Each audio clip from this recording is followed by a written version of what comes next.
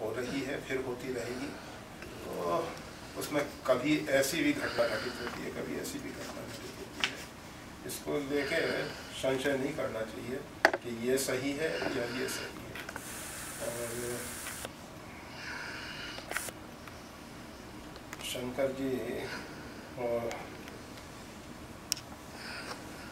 गणेश जी के ऊपर जो हाथी का मस्तक लगा दिए, वो हम सब के लिए बहुत प्रेरणादायक है। गणेश जी का जब विग्रह देखते हैं तो लंबोदर है, परंतु उनका मस्तक जो है, सिर जो है बड़ा है, और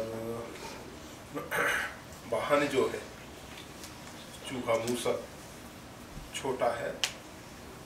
अल्प साधन होने पर भी अगर व्यक्ति के पास बुद्धि है तो बहुत सब कार्य कर सकता है और सब प्रकार के विघ्नों के ऊपर विजय पा सकता है।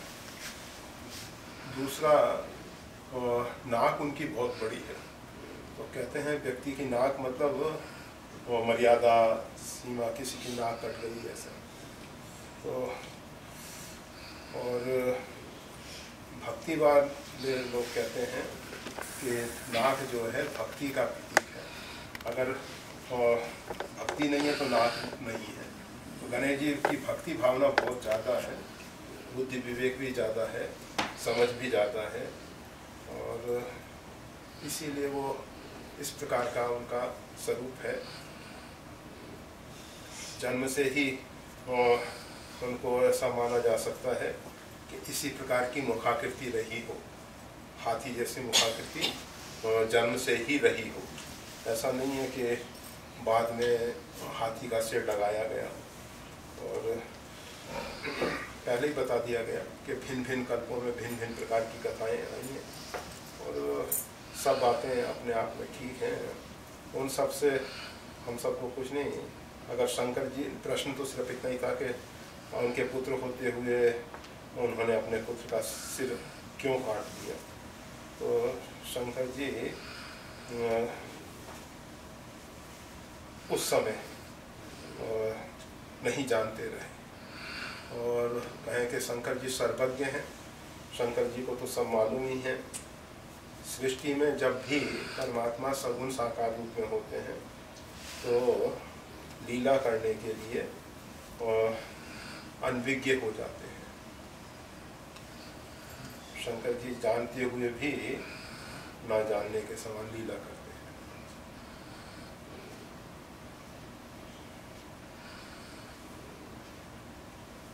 गणेश जी अच्छे देखते हैं। गोस्वामी तुलसीदास जी तो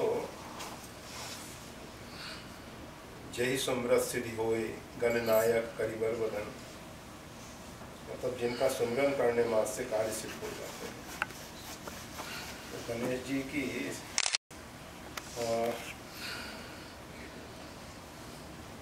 सबसे बड़ी विशेषता यही है कि भगवत नाम में उनकी बहुत ज़्यादा है। ऐसी वार्ता कही जाती है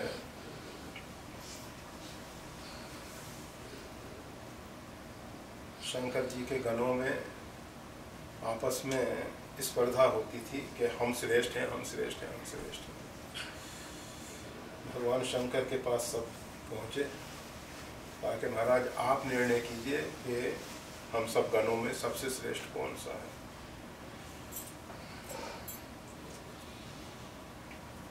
शंकर जी ने कहा अगर ऐसे सीधे निर्णय दे देते हैं तो लोगों को होगा कि पक्षपात किया गया है, इसलिए एक परीक्षा रखी जाए।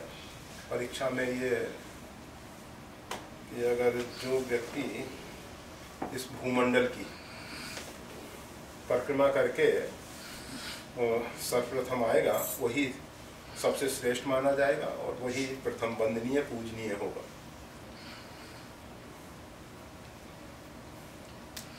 देवताओं ने कहा महाराज इसमें तो बहुत समय लग जाएगा, पृथ्वी की परिक्रमा करने का कार्य इतना जल्दी तो नहीं होने वाला है।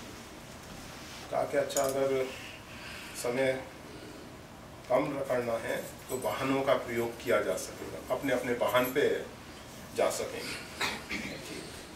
सब अपने अपने वाहनों पे आरूढ़ होके पृथ्वी की परिक्रमा के लिए निकले। गणपति दादा भी अपने वाहन मूषक पे बैठ के चले।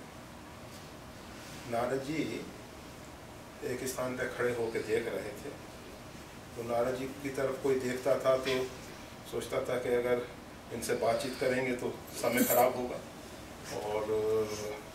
और इस स्पर्धा में हम पीछे रह जाएंगे, इसलिए नारद जी की तरफ कोई देखता भी नहीं था। कोई देख के थोड़ा सा सिर झुका के आगे बढ़ जाता था।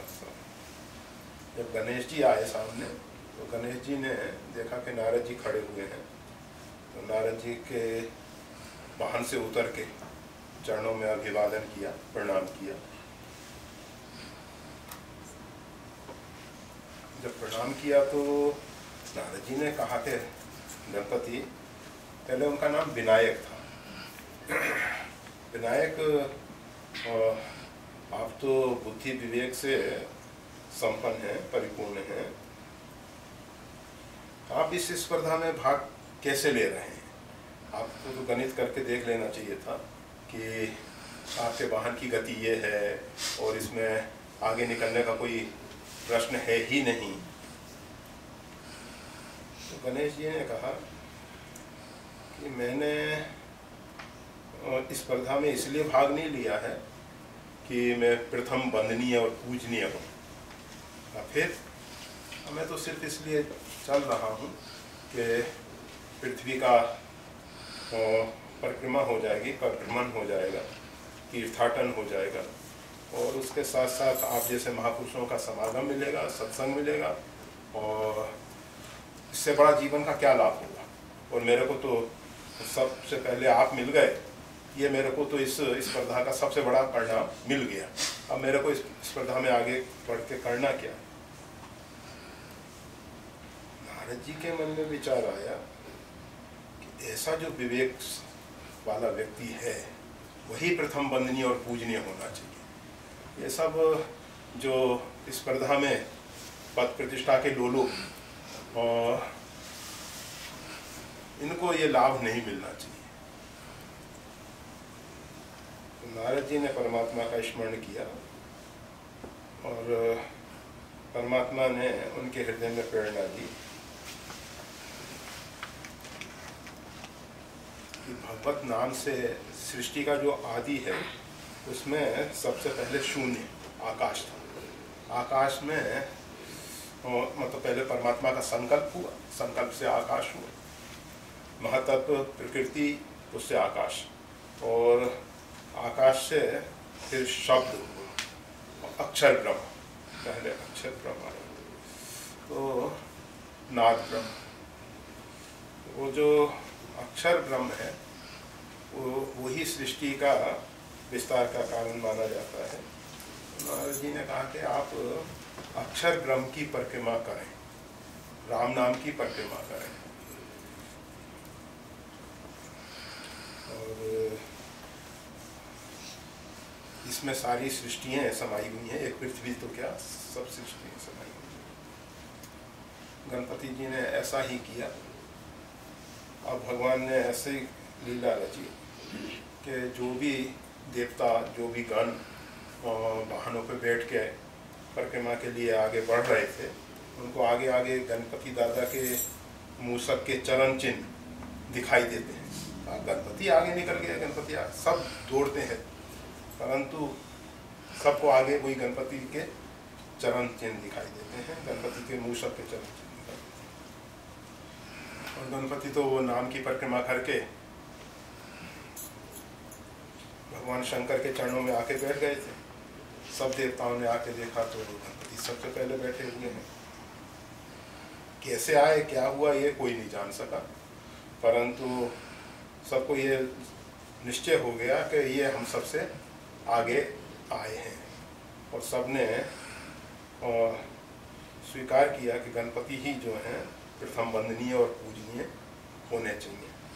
तो गणेश जी महाराज हम सबको प्रेरणा देते हैं, प्रथम पूजित नाम प्रभाव, नाम के प्रभाव से वो प्रथम पूजनीय हो गए।